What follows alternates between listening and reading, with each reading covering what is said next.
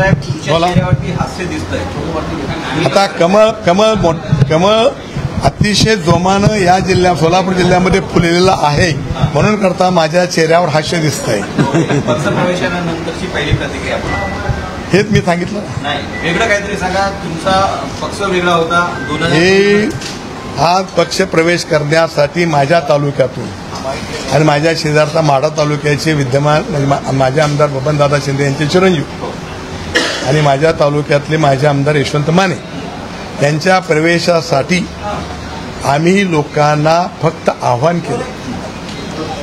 350 पावणे 400 किलोमीटरवर स्वतःच्या वाहनातून मिळेल त्या वाहनातून माझ्या मतदारसंघातले कार्यकर्ते अतिशय उत्स्फूर्तपणे स्वतःच्या खर्चानं इथं येऊन आम्हाला आशीर्वाद दिला.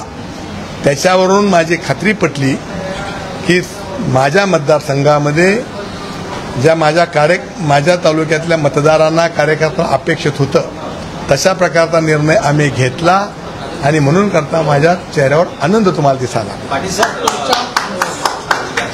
सर, तुम्ही गेल्या अनेक वर्ष 3 वेळेस राष्ट्रवादी आमदार होतात. त्यानंतर तुमचा मतदारसंघ आरक्षित झाला.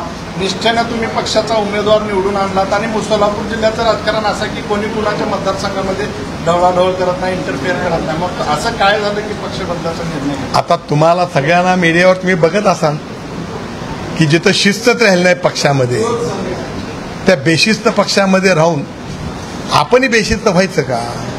आम्ही आमचे त्यावेळेचे नेते अजितदादा त्यांच्यासारखे शिस्तप्रिय माणसं म्हणून करता आम्ही अजितदादा बरोबर गेलो.